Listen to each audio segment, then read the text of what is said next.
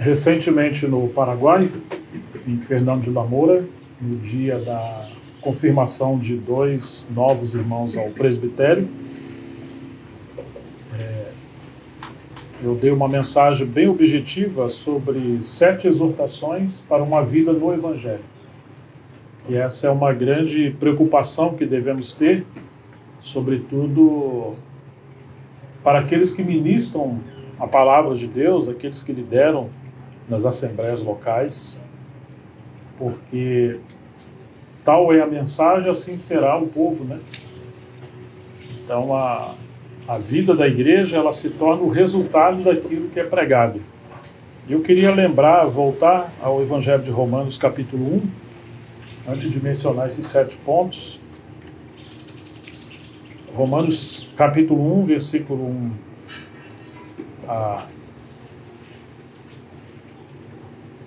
a 5.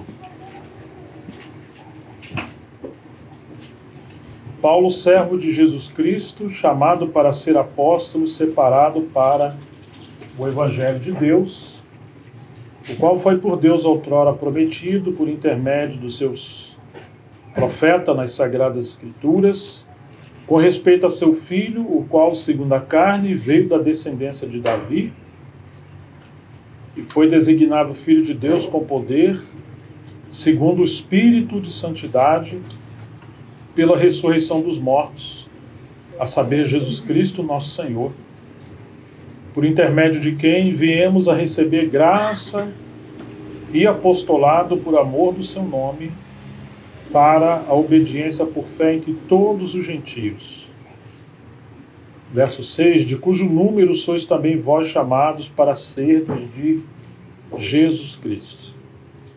E o versículo 16, pois não me envergonho do Evangelho, porque é o poder de Deus para a salvação de todo aquele que crê, primeiro do judeu e também do grego. 17, visto que a justiça de Deus se revela no Evangelho, de fé em fé, como está escrito, o justo viverá por fé. O Evangelho era o fundamento da vida de Paulo. Foi pelo Evangelho que ele foi chamado e para o Evangelho que ele foi chamado. Primeiro, ele é um servo de Jesus Cristo. E depois, ele é mencionado que foi chamado para ser apóstolo aos gentios.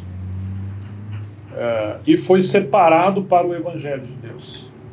Esses princípios, essas menções de Paulo não são simplesmente palavras superficiais, né? Elas têm sentido muito grande.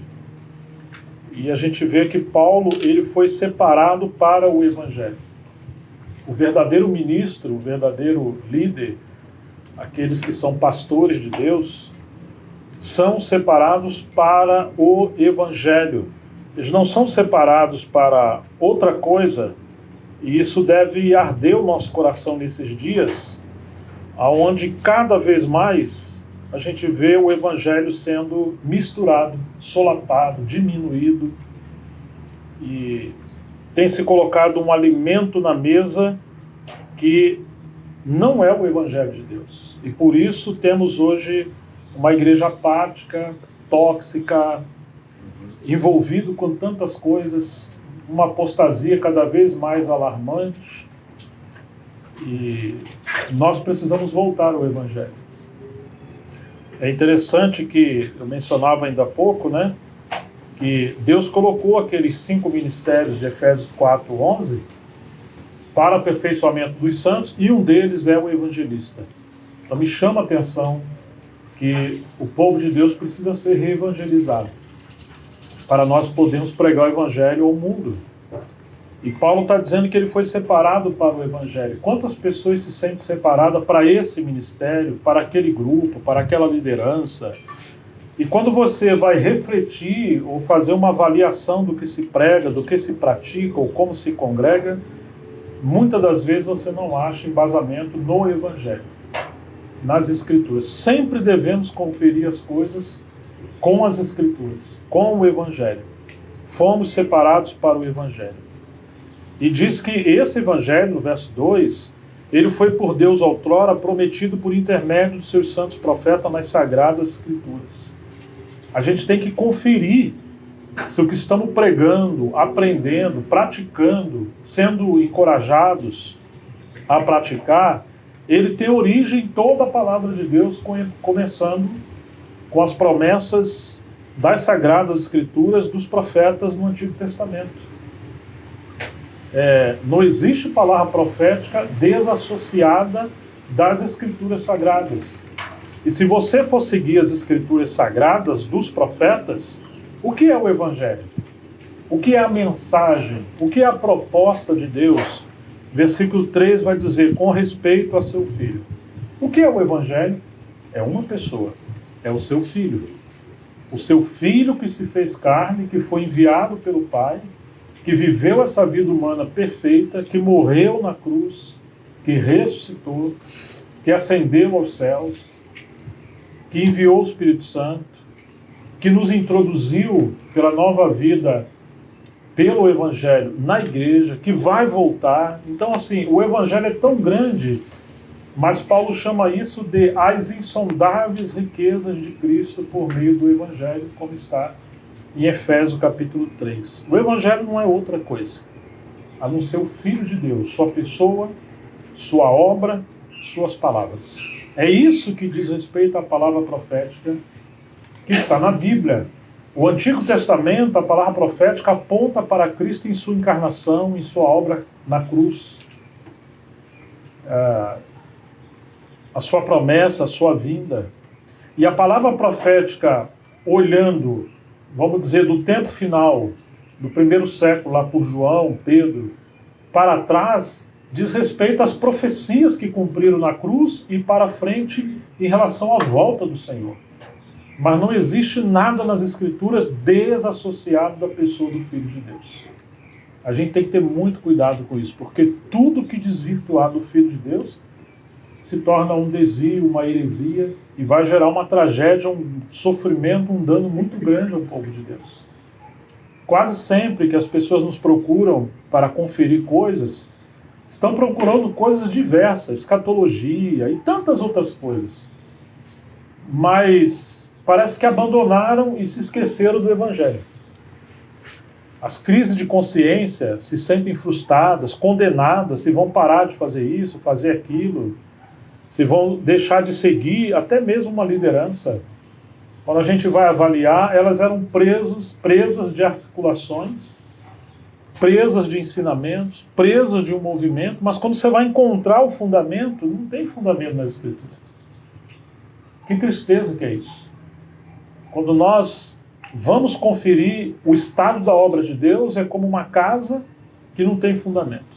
E aí quando vem a tempestade, a chuva, o vento, essa casa cai, ela vai ruir. Se vamos começar a construir algo, você sabe que tem que ter a planta, uma boa engenharia, um bom arquiteto, e vai começar pelos fundamentos. Então, o nosso Senhor é o arquiteto. A sua palavra mostra a planta. E aí tem um fundamento que ninguém pode pôr outro fundamento além do que já foi posto, diz Paulo aos Coríntios 3, que é Jesus Cristo, nosso Senhor. Se não começar por ele, nós nem começamos do ponto de vista de Deus. Pode ter muito movimento, muita agitação. Então precisamos voltar ao Evangelho. E ele diz no 3, com respeito a seu Filho, o qual, segundo a carne, a obra do anticristo é negar a encarnação do Filho de Deus. E ele veio da descendência de Davi. Então nós temos a história do Filho de Deus como homem. E ele foi designado Filho de Deus com poder, segundo o Espírito de Santidade, pela ressurreição dos mortos. Quer dizer, quando ele ressuscitou, cumpriu-se as profecias, e esse é o testemunho de que, de fato, ele é o Filho de Deus. A saber, Jesus Cristo, o nosso Senhor. Quando Jesus pergunta aos seus discípulos, que dizem os homens ser o Filho do Homem? E vocês se lembram que Pedro responde que ele tu és o Cristo, o Filho do Deus vivo. E o Senhor louva a Pedro, que não foi carne nem sangue que o revelaram, mas o Pai que estava nos céus. Então ele fala, eu também te digo que tu és Pedro, sobre esta rocha edificarei a minha igreja. A igreja é edificada sobre essa rocha, que é a revelação de Jesus Cristo, o Filho de Deus. Pedro tem uma revelação dupla, né? Concernente à sua pessoa, ele é o Filho. Concernente ao seu ministério, ele é ungido, ou Cristo, que é a palavra Cristo no original, significa ungido. Então nós temos uma visão, nesse capítulo 16 de Mateus, sobre a pessoa do Filho de Deus e sobre o seu ministério. O Filho de Deus é Deus eterno com o Pai. E o Filho de Deus, ao mesmo tempo, é homem, porque o Verbo se fez carne. E ele veio cumprir essa missão na cruz, de ser aquele que morreria para cumprir todo o propósito de Deus. Ele foi ungido pelo Espírito Santo para poder cumprir toda a vontade de Deus. Então nós não podemos acreditar no Evangelho desassociado do Filho, das promessas de Deus por meio das Escrituras, da sua história como judeu, como descendente de Davi, como cumprimento de todas as profecias, tipologias, alegorias, sombras do Antigo Testamento. Porque aí estão as raízes que nos traz segurança do cumprimento da palavra de Deus. E ele ressuscitou com poder ao terceiro dia, segundo o Espírito de santidade, pela ressurreição dos mortos, a saber, Jesus Cristo. Ele é o nosso Senhor, e por intermédio de quem viemos receber a graça. É por meio dele. Tem tantas promessas, tantas misturas hoje. Para receber bênção de Deus, receber o poder de Deus, a proteção de Deus, mas quando às vezes você vai ver as Escrituras, essas coisas não estão nas Escrituras. Mas aqui está mostrando que a graça e o ministério ou apostolado de Paulo, e agora o serviço de cada cristão, procede de Jesus Cristo, do Evangelho. É por meio dele que temos graça. Uma vez que deixamos de ouvir o Evangelho, perdemos o fruto da graça. E perdemos o serviço espiritual. Podemos até ter muito ativismo, mas isso não é o serviço espiritual. Diz que nós, por meio dele, viemos receber a graça e o apostolado, e preste atenção nisso, por amor do seu nome. Não podemos amar nada além do nome precioso do nosso Senhor. Não podemos nos prender a outra coisa. Não podemos ter um outro nome acima do nome do nosso Senhor. Não podemos ter um intermediário entre o Senhor e nós. Mesmo Paulo, Pedro, Tiago e João, que eram os apóstolos pioneiros, eles eram servos dos santos, servos das igrejas, não chefes das igrejas. Eles não controlavam os irmãos. Quando o Senhor escreveu as cartas às igrejas do Apocalipse, capítulo 2 e 3, o Senhor não enviou para um apóstolo para o apóstolo ler para as igrejas. Não enviou para um colégio de obreiros. Ele enviou diretamente às igrejas. Isso mostra que não havia intermediário. Nós não podemos ter intermediário. Graças a Deus pelos nossos pastores, pelos irmãos que nos servem, mas eles nos servem revelando Cristo. Nos servem nos aproximando do Evangelho, pregando o Evangelho, nos aprofundando no Evangelho, para que o Senhor tenha o seu testemunho. É por amor a Ele. Amamos os irmãos que nos servem, porque amamos o Senhor que enviou esses servos de Deus para nós, mas não podemos amar mais os servos de Deus ou qualquer uma outra coisa além do nome precioso do nosso Senhor, senão isso seria uma idolatria, um desvio. E recebemos a graça e o serviço e o Evangelho para quê? Verso 5, para obediência por fé.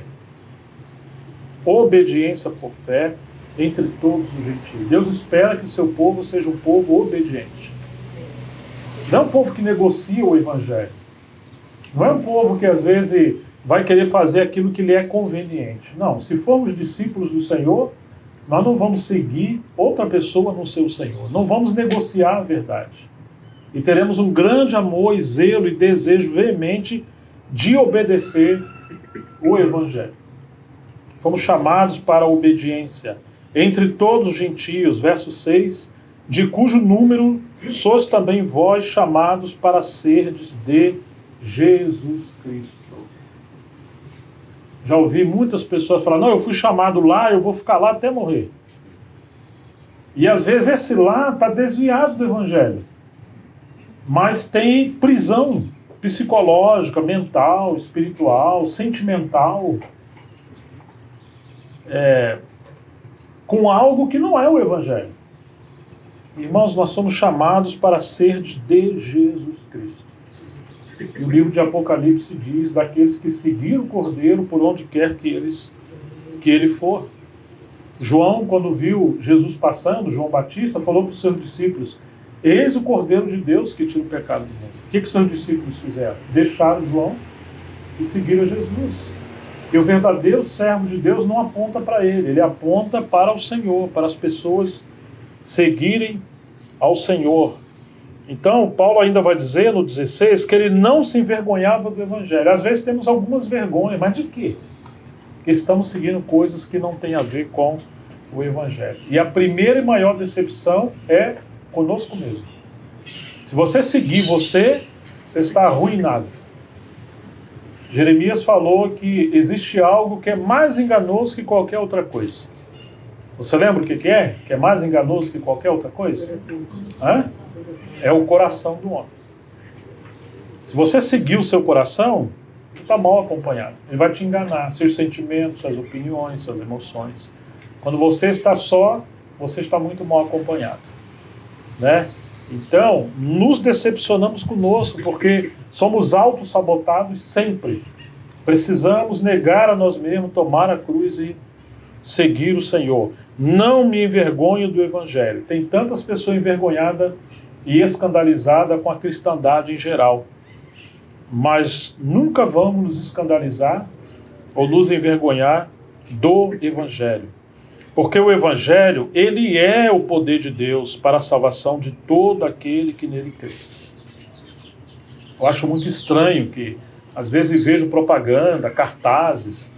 Venha, quarta-feira, dia do milagre, vai ter poder do Espírito Santo e avivamento. Foi interessante, já agendou o dia que o Espírito Santo vai ser derramado, que vai ter milagre, que vai ter... Falei, meu Deus do céu. Quer dizer, é uma promessa fútil e enganosa, às vezes até de bom senso, de boa intenção. Mas não é isso que o Evangelho propõe para nós, ainda que cremos que o Senhor continua curando, derramando o Espírito, salvando vidas, mas você vai fazer uma agenda. É interessante que quando você vai fazer uma consulta médica, ou encaixe, você intercede para ver se consegue encaixar você. Porque às vezes o médico não está à sua disposição, né? Vai agendar para 2 meses, 3 meses. Você vai fazer uma consulta de qualquer uma outra coisa, você tem que agendar. Agora, como é que com Deus nós vamos falar, não, pode vir quarta-feira que vai ter isso, isso, isso, como se ele fosse o nosso escravo. E aí, o nosso servo.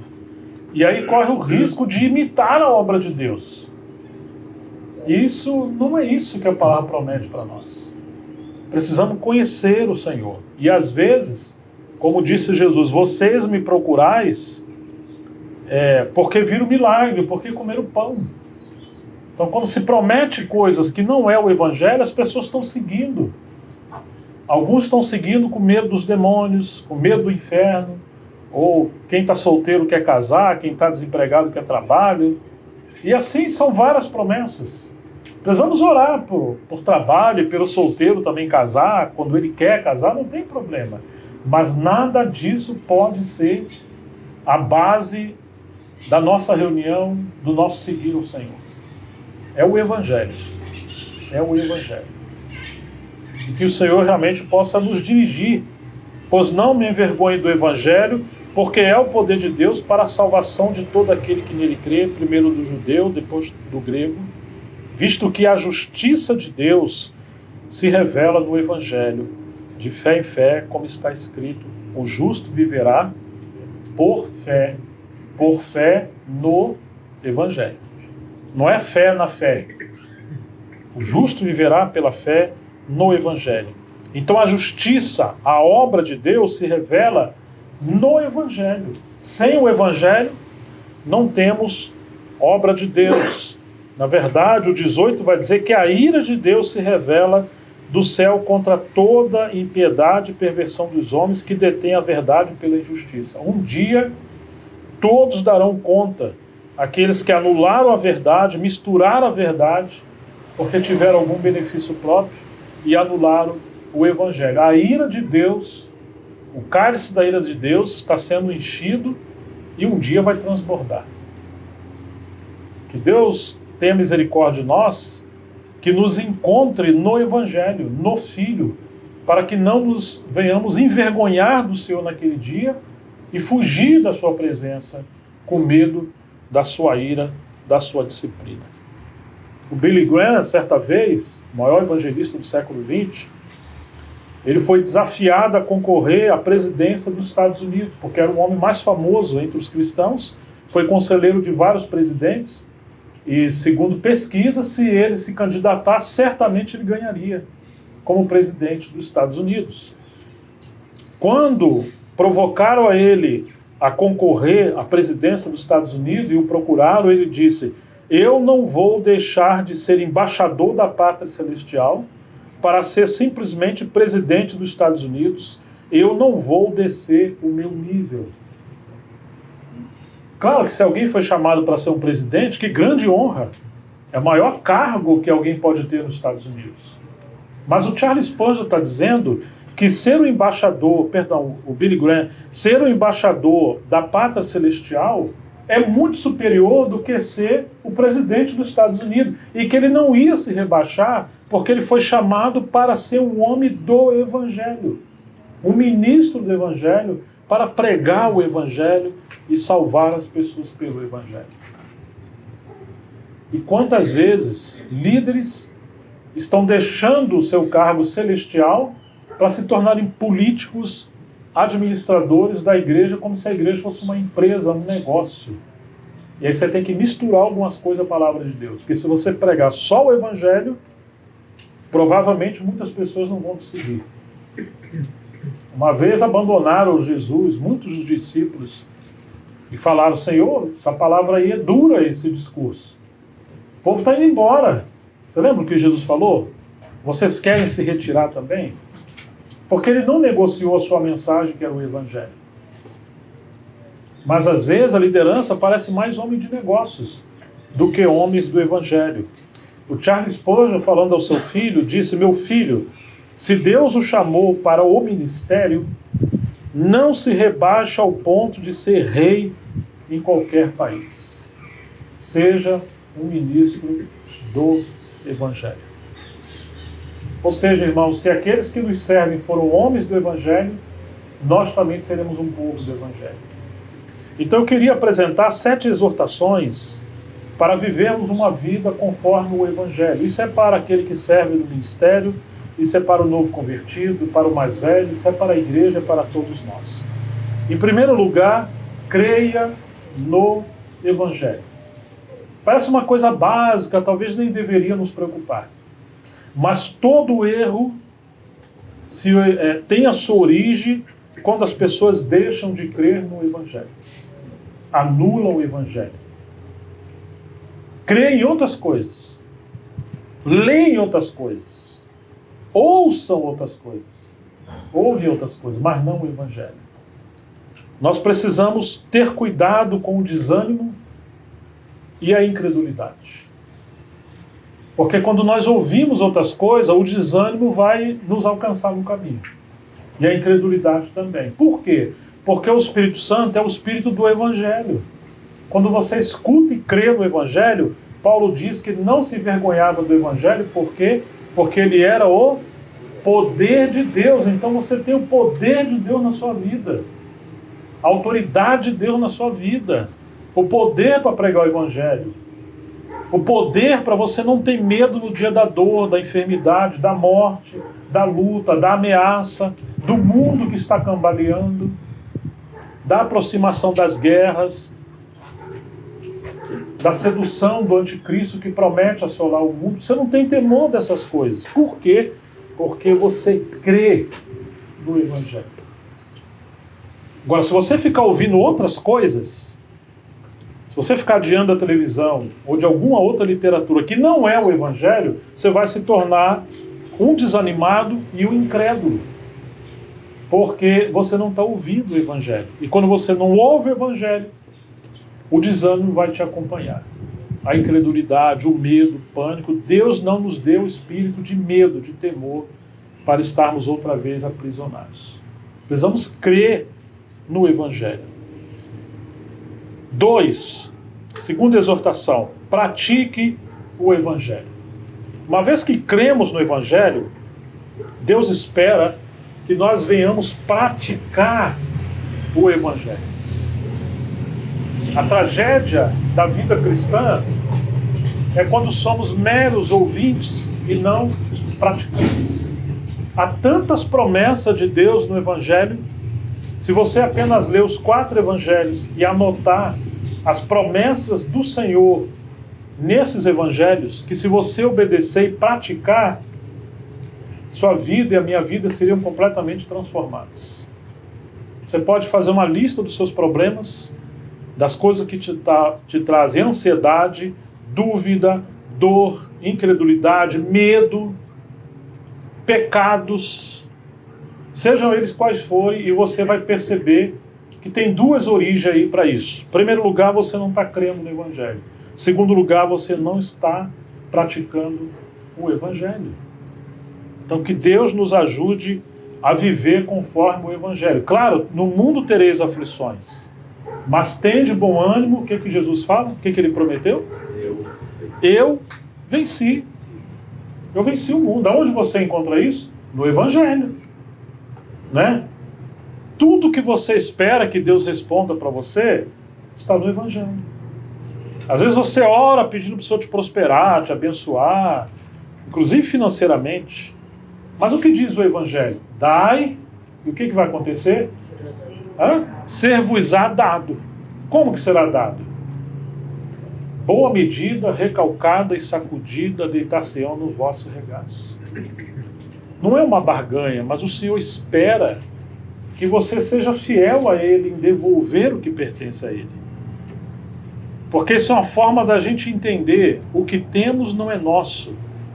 O que ganhamos é porque Ele é o Senhor que cuida, que nos dá saúde, que nos capacita, que envia chuva, que rega a terra, que manda o pão, o trabalho.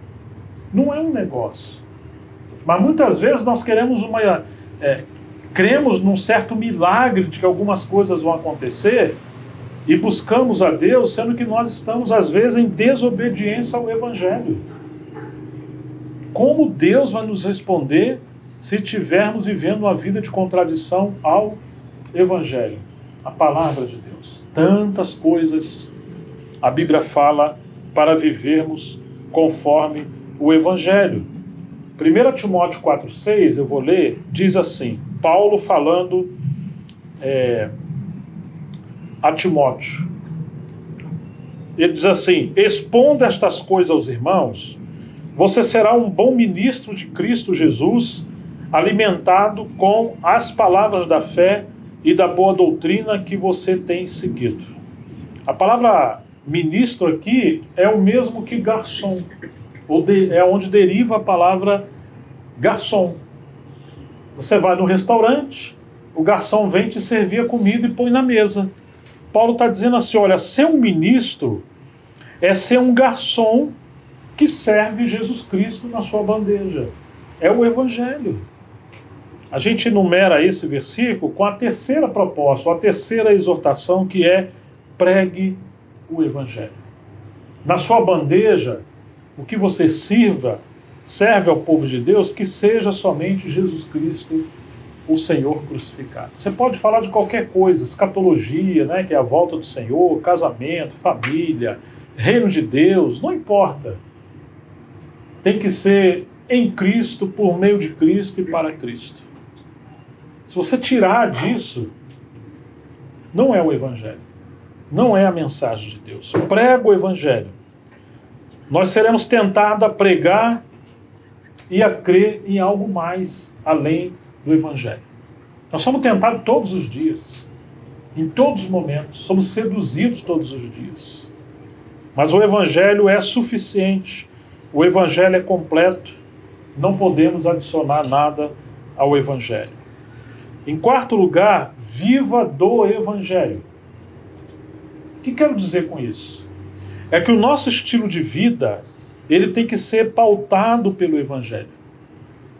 Nossa vida tem que estar cheia do Evangelho. Como vamos viver o casamento? Como vamos viver como filhos, como esposa, como marido, como profissional, como patrão, como empregado, como cristão, ou na sociedade? Como vamos noivar? Como vamos casar?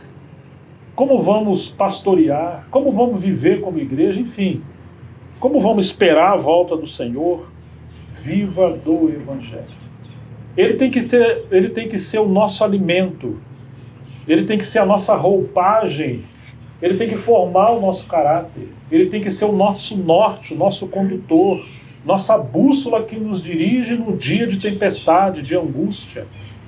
Sabe quando aquele mar está revolto, você não vê a luz do sol, as nuvens estão escuras, parece que tudo está conspirando contra você? É o Evangelho que é o seu alicerce do Senhor. Ele é a bússola que aponta a direção, o rumo da glória de Deus. Viva do Evangelho, não se corrompa, não aceite menos do que o Evangelho, não suborne o Evangelho.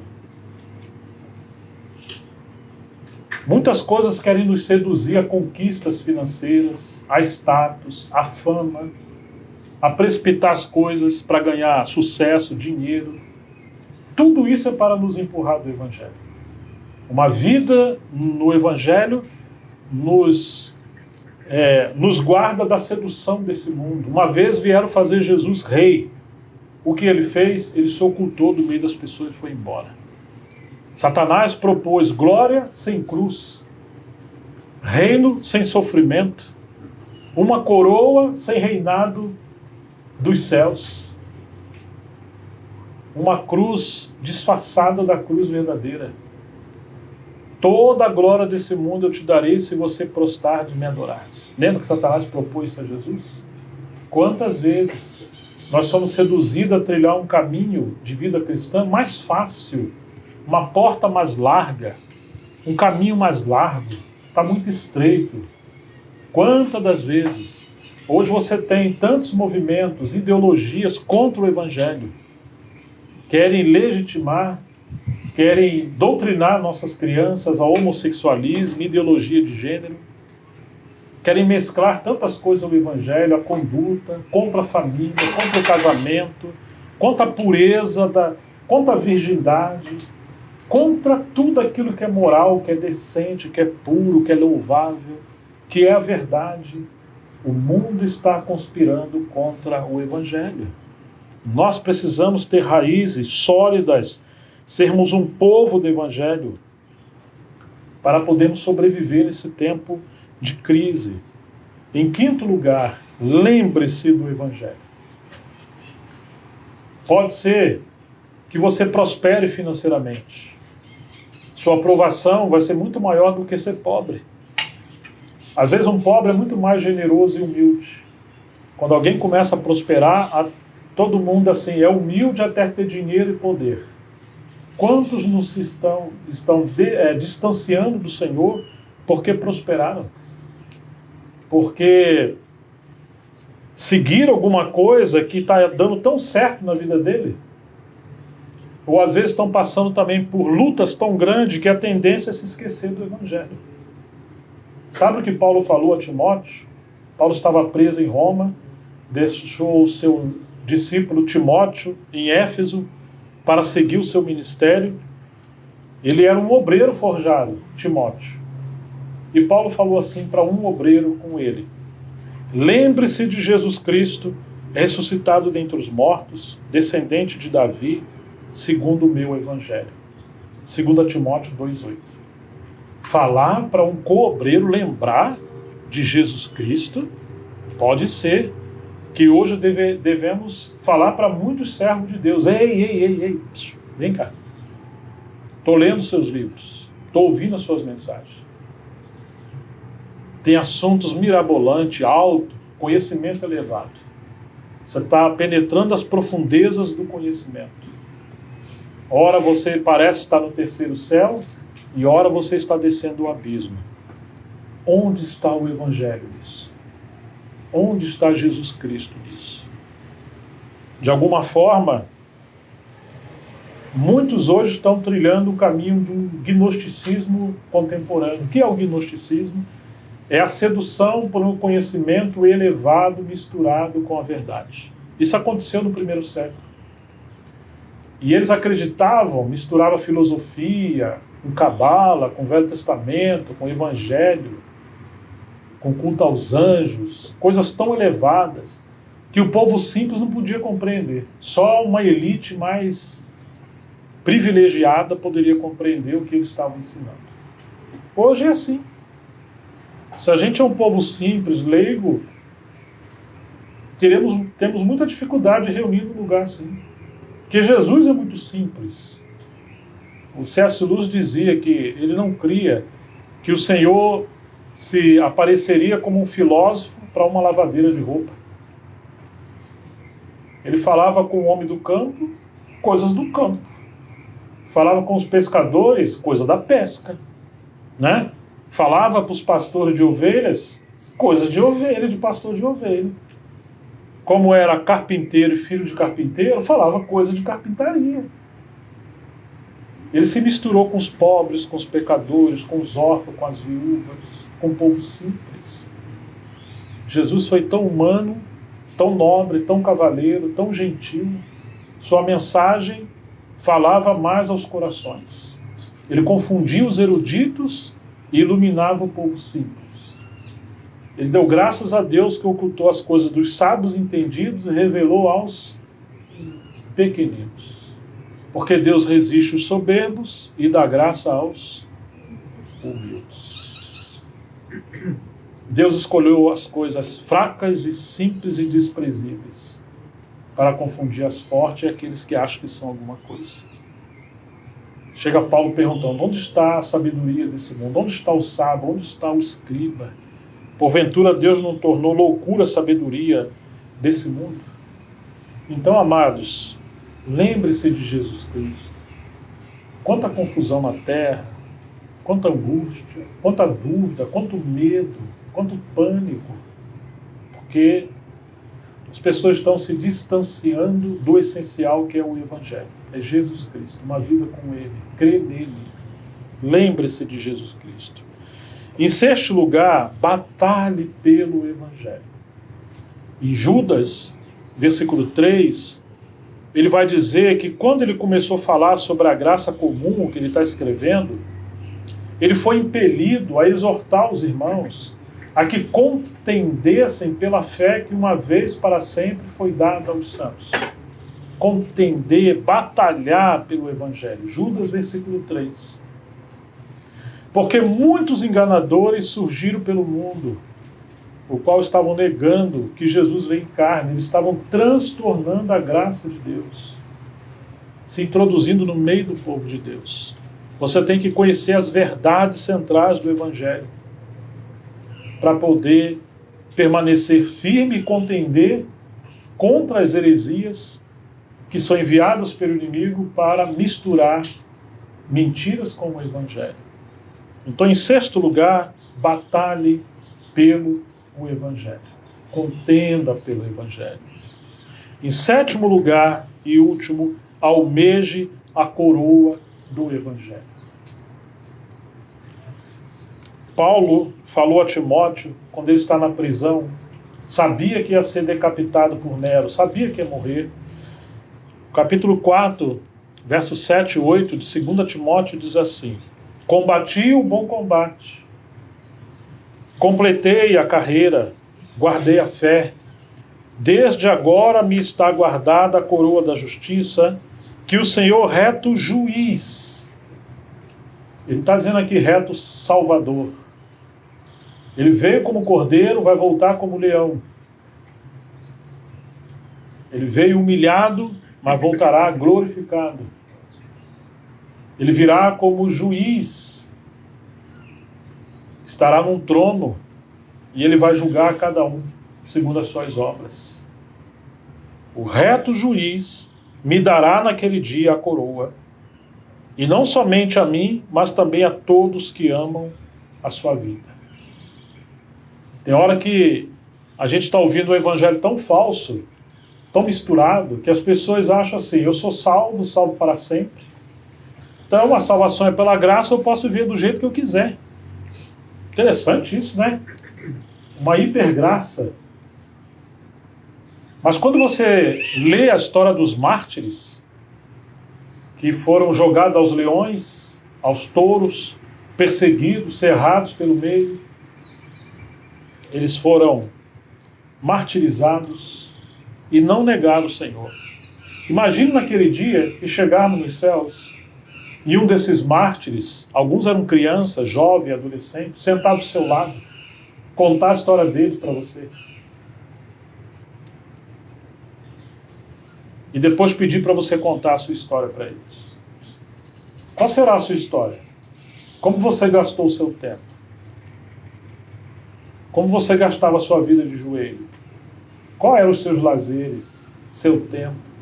Será que alguns vão contar assim: não, final de semana era o meu dia de descanso, né, o domingo e tal, eu dormia até a hora que eu quiser, não aguentar mais, depois desfrutar do bom humor, dormia tarde também, e depois ia maratonar lá na Netflix. Você conhece a Netflix? Ou então tinha um jogo do Palmeiras em São Paulo, né, o Palmeiras e Corinthians, na hora do culto. Ah, é ruim de eu perder, né? Ainda mais se for uma decisão. Irmãos, que coisa terrível. A gente tem escutado histórias ainda hoje de cristãos perseguidos. Hoje existem pelo menos 50 países perseguindo cristãos em nosso tempo. Nós temos muitos mártires hoje, às vezes muito maior do que no segundo e terceiro século. Cristãos sendo perseguidos. Eu acho que todos vocês sabem que rompeu uma guerra ontem em Israel. O Hamas atacou Israel e está uma situação terrível. Centenas de pessoas já morreram, centenas de pessoas estão sendo levadas reféns pelo terrorismo.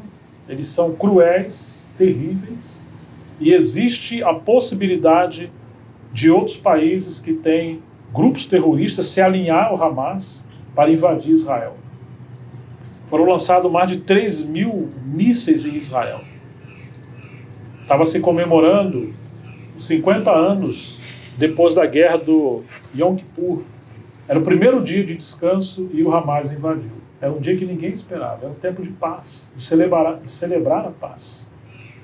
Então, uma situação terrível. Muitos irmãos vivem ali. Temos igreja ali de irmãos. E eles pedem oração. Eles não estão com medo, eles servem o Senhor. Mas tem mísseis sendo lançados que derrubou um prédio inteiro.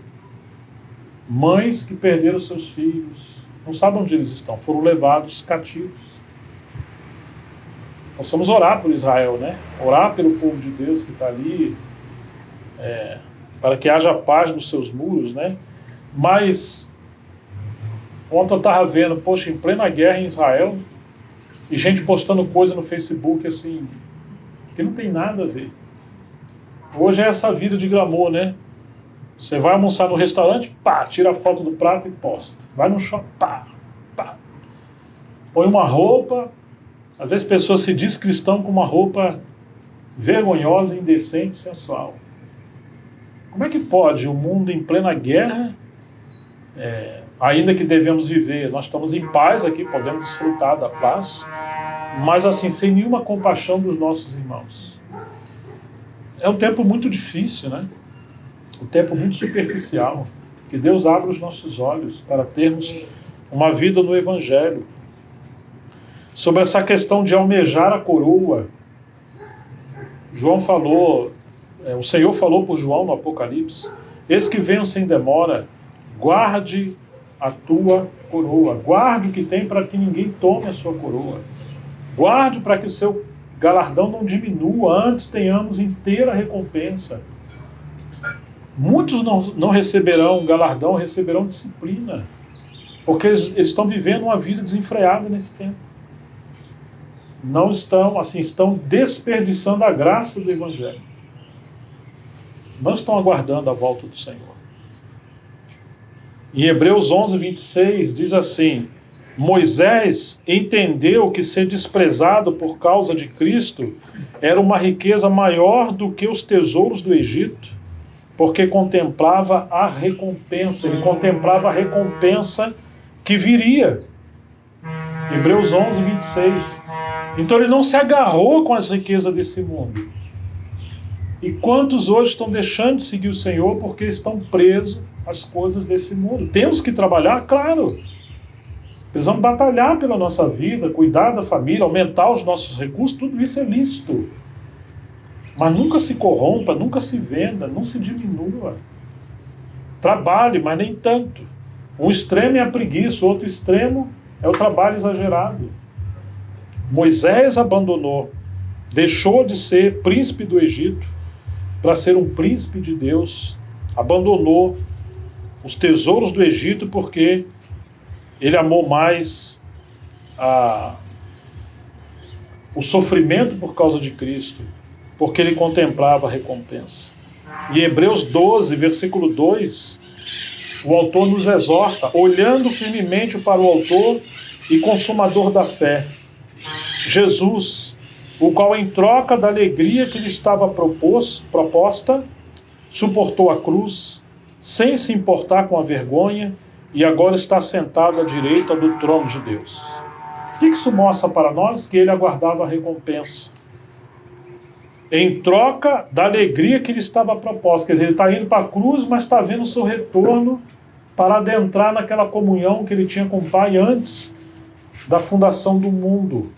Quando ele olhou a coroa, quando ele olhou o trono, quando ele olhou a recompensa da presença, isso encheu o seu coração de amor, de ânimo, de gozo, de paz, de alegria. E isso lhe deu combustível. Isso capacitou ele a suportar a cruz, sem se importar com a vergonha. Agora ele está assentado à direita do trono de Deus. Quando você olha a recompensa, não que nós servimos a Deus por recompensa, mas porque Deus quer nos recompensar.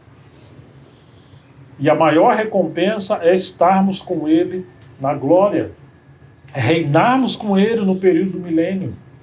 É querer estar nas fileiras dianteiras com Ele. Isso nos fortalece, isso nos capacita a trilhar esse mundo, nesse mundo, uma vida com honra, uma vida que agrada a Deus, uma vida que nos traz realmente repercussão eterna das coisas que plantarmos hoje. Paulo fala daqueles que quando Jesus vier, suas obras vão ser queimadas no tribunal. E haverá recompensa para aqueles que trabalharam com materiais que vão suportar o fogo. Palha, feno ou madeira vão ser queimados. A pessoa será salva como que pelo fogo, se ela creu no Evangelho. Mas aqueles que trabalharam, viveram, tiveram caráter, boas obras em Cristo, pela fé no Evangelho, e isso representa ouro, prata e pedras preciosas, vai passar pela aprovação do fogo e vai receber recompensa. 1 Coríntios 3. Nós estamos passando pelo fogo hoje, a cada dia, o Senhor está nos provando, mas haverá um dia.